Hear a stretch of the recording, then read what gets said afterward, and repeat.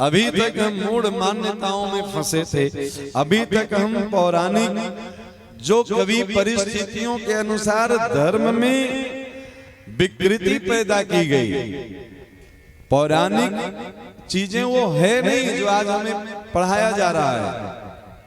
क्या हुआ, बीच में जो हमारे यहाँ गुलामी का समय रहा, उसमें हमारे धर्म को तोड़ने के लिए, नष्ट करने के लिए हमारे धर्म ग्रंथों से छेड़छाड़ किया गया। उसमें बहुत सारी बातें जोड़ दी गई जो आज हम पढ़ते हैं तो लगता है कि ये तो वेद में लिखा है, ये तो पुराण में लिखा है। एक तो बात ये है, दूसरा वेद का अर्थ हम संस्कृत न समझने के कारण हम सही अर्थ नहीं लगा पाते हैं, तो उससे भी अर्थ का अनर्थ हम समझ लेते हैं और वेद का, शास्त्र का सहारा लेकर के हम गलत काम करने लगते हैं। जैसे जहां जहां भी बलि प्रथा चलती है, जो लोग भी देवी देवता के नाम पे बलि देते हैं वो भी वेद का आश्रय लेते हैं और कहेंगे कि ये तो पंडित जी बताए हैं हमको। पंडित जी कहेंगे कि हम तो वेद में पढ़े हैं। अब वो जजमान भी ठीक बोल रहा है और पंडित जी भी ठीक बोल रहे हैं, लेकिन जजमान और पंडित जी दोनों वेद की भाषा समझ नहीं पा रहे हैं। वेद में बलि का विधान है, लिखा हुआ है, पर बलि का विधान का अर्थ वेद के अनुसार, वेद व्याकरण के अनुसार समझ में आएगा। और व्याकरण के 6 अंग हैं, वो 6 अंगों को अगर आप समझेंगे तब आपको वेद समझ में आएगा। अब वेद में जो बलि की बात आई है वो किसी निरीह प्राणी को मारने वाला बलि की बात नहीं आई है। वेद में बलिदान देने की जो बात आई है वो ये आई है कि हम किसी भी देवी देवता की पूजा करें तो अब तक हमारे जीवन में जो भी दुष्प्रवृत्तियां थी, जो भी गलतियों करने का आदत था, जो भी गलत चीज हमारे जीवन में प्रवेश कर गया था, आज से हम अपने गलत प्रवृत्तियों को बलिदान करते हैं प्यारे। उसको छोड़ देने का नाम यहाँ बलि है। अपने अंदर जो आसुरी प्रवृत्तियां हैं उसको छोड़ने का नाम बलि है। बलिदान देना ना, बहुत सारे हमारे देश के वीर देश के लिए बलिदान कर गए। ये क्या हुआ, देश जो गुलामी प्रथा से जकड़ा हुआ था उसको आजाद करवाने के लिए उन्होंने अपना बलिदान दे दिया। न कि वो खस्सी बकरी काट करके देश को बलिदान करके आजाद करवाए थे। कैसे करवाए थे? भगत सिंह, चंद्रशेखर आजाद, खुद्दीराम बोस मुर्गा काट करके देश को आजाद करवाए कि अपनी बलिदान दिए देश के लिए। बलिदान का यहाँ वेद के अनुसार जो अर्थ घटित होता है वो त्याग को यहाँ बलिदान कहते हैं संस्कृत की भाषा में। हम अपने जीवन की बुराइयों का आज से त्याग करने का संकल्प लें। ये देवी के सामने बलि देना हुआ, ये यज्ञ में बलि देना हुआ। लोग इसका सही अर्थ न समझ सके। अब चूंकि व्याकरण पढ़ने में रुचि नहीं है, अब बिना व्याकरण के वेद समझ में आएगा नहीं। अब व्याकरण में एक शब्द का अनेक अर्थ बताया गया है। जैसे व्याकरण के अनुसार सैंधव शब्द का 2 अर्थ है। सैंधव का एक अर्थ तो होता है नमक, सेंधा नमक खाते हैं ना, और सैंधव का एक अर्थ वेद के अनुसार घोड़ा होता है। दोनों अर्थ है सैंधव शब्द का। अब आप भोजन बनाते समय नमक देना कभी कभी भूल जाते हैं, तो भोजन पाने के लिए जो सदस्य बैठे हैं वो आपसे संस्कृत में कहें कि थोड़ा सैंधव ले आना। मान लो गुरुजी प्रसाद पाने बैठे हैं, वो संस्कृत पढ़ाते हैं और अपने चेले से कहें कि बेटा जरा सैंधव ले आना, और वहां पे सैंधव का अर्थ घोड़ा भी होता है, तो वो घोड़ा लाके खड़ा करते गुरुजी के पास में। तो भोजन के अर्थ में घोड़ा का कोई महत्व बनेगा? क्या महत्व है? और गुरुजी को कहीं की यात्रा करनी हो, अब फिर कहें कि बेटा सैंधव ले आना और उस समय नमक ला करके दे दे, किस प्रकरण में उसका क्या अर्थ घटित करना है, इसका विवेक कहां से मिलेगा? तो अभी बताए कीलक सिद्ध करिए, इससे विशुद्ध ज्ञान दे है त्रिवेद देव चक्षु से। अब आपको वेद का एक और अर्थ बताते हैं।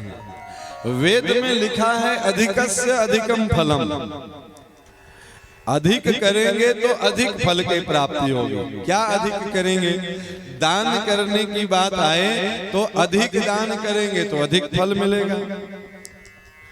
हवन करने की बात आए तो अधिक हवन करें। मान लिया 10 आहुति देनी हो और आप 100 आहुति दे ले तो ज्यादा आहुति देने का ज्यादा फल मिल जाएगा। ये क्या है? अधिकस्य अधिकम फलम। याद हो गया ना आपको? अधिकस्य अधिकम फलम। दान करने का मन बने तो कोई 10 रुपया दान कर रहा है, कोई 100 रुपया कर रहा है, कोई 1000 रुपया कर दे तो 1000 रुपए वाले को दान का ज्यादा फल मिलेगा कि नहीं मिलेगा?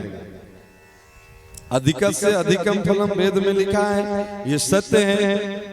लेकिन आप भोजन बनाने जाइए रसोई घर में और सब्जी में नमक डालना हो और वेद मंत्र याद कर लीजिए अधिकस्य अधिकम फलम, ज्यादा नमक डालेंगे तो ज्यादा अच्छा सब्जी बनेगा, तो पूरा आप पैकेट डाल दीजिए। वेद में लिखा है, कैसा फल मिलेगा आपको? सब्जी बढ़िया बनेगी ना? कैसे बनेगी?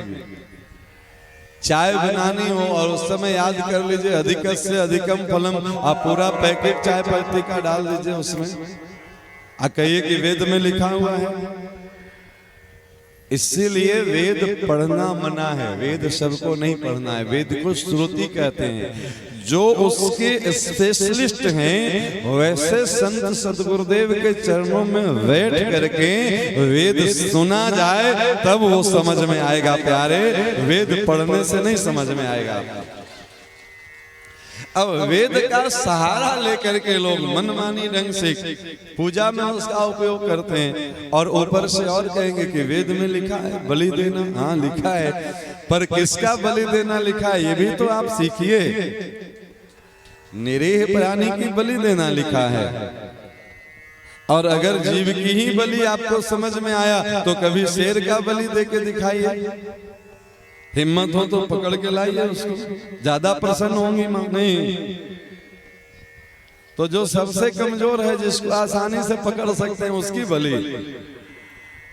अगर वहां बलि का अर्थ आपको जीव हत्या ही समझ में आया तो सबसे खूंखार जानवर है शेर, जरा एक बार उसकी बलि चढ़ा के दिखाइए। नहीं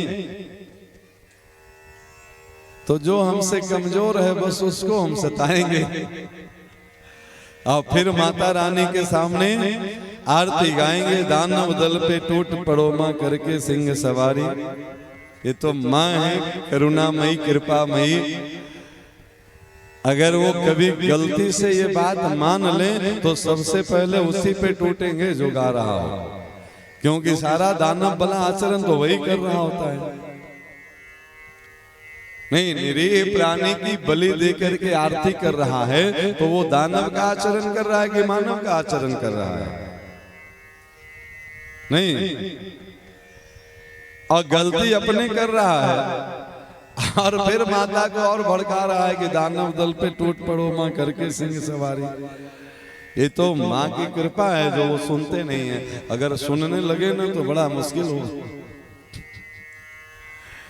इसलिए महाकाल अपने हृदय में सृजन की शक्ति को लिए ध्वंस की ओर बढ़ते हैं। ठीक उसी प्रकार से वेद में शास्त्र में जो बलि का विधान है वहां किसी वस्तु की बलि का विधान नहीं है, वहां किसी निरीह प्राणी की बलि का विधान नहीं है, वहां किसकी बलि की विधान है। तो अब आप चलो जिस जीव की आप हत्या करते हैं उसके बलि का विधान से कैसे जीवन में सीख सकते हैं। तो सबसे सस्ता मिलता है आजकल जो है सो बकरे की बलि लोग चढ़ा देते हैं। चलिए बकरे की बलि चढ़ाने से पहले आप एक बार ये सोच लिए कि बकरे की बलि क्यों पड़ती है। उसी की बता देते हैं आपको। बकरा में एक दुर्गुण है। क्या दुर्गुण है? वो दिन भर सुबह से शाम तक मैं करते रहता है। नहीं करता है ना? और मैं का मतलब होता है अहंकार। तो बकरे की बलि नहीं चढ़ाना है। बकरे की जगह पे क्या करना है? हमारे अंदर जो मैं करने की आदत है, ये मैंने किया, ये मैंने किया, ये मैंने किया, हम नहीं होते तो ये नहीं होता, हम नहीं होते तो वो नहीं होता, ये बात बात में जो बकरे की तरह मैं करने वाला जो आदत है ना प्यारे, उसकी बलि चढ़ा दीजिए, माँ तुरंत प्रसन्न होंगी। कथा है, हम अलग से नहीं बता रहे हैं। माता रानी की कृपा होगी तो बहुत जल्दी शिव पुराण की कथा सुनने को मिलेगी। एक बार जोरदार तालियां बजाएं इसके लिए। तो उसमें विस्तार से सुनाएंगे, आज संकेत कर देते हैं। सती अम्बा के पिता हैं दक्ष, और दक्ष यही काम करते हैं, मैं दिन भर मैंने ये किया, मैंने ये किया, मैंने ये किया। महादेव ने दक्ष की सर काट दी। ब्रह्मा जी बोले कि महादेव दक्ष का सर काट दिए तो ये यज्ञ कैसे पूरा होगा? यज्ञ पूरा हो इसलिए इसका सिर फिर से जोड़ दीजिए। महादेव बोले कि जोड़ेंगे तो, पर पहले वाला नहीं। कैसा जोड़ेंगे? तो जैसा इसका आचरण है, दिन भर ये मैं करते रहता है, इसलिए इसके ऊपर बकरे का ही सिर लगा देंगे। तो दक्ष के धर पे बकरे का सिर लगा दिए महादेव जी। आज भी आप देखेंगे भोलेनाथ के जो भक्त होते हैं ना, वो महादेव के पास जाकर के बकरे जैसे आवाज निकाल करके उनको प्रसन्न करते हैं। क्यों प्रसन्न करते हैं? और एक हाथ से वो पर्दा भी किए रहते हैं कि माँ पार्वती नहीं सुने, क्योंकि उनके पिताजी के साथ ये घटना हुई है। और शिवजी जब जब बकरे की आवाज सुनते हैं तो उनको दक्ष की बात याद आती है, तो वो प्रसन्न होते हैं कि अच्छा वो बात याद दिलवा रहे हो। ये क्या है?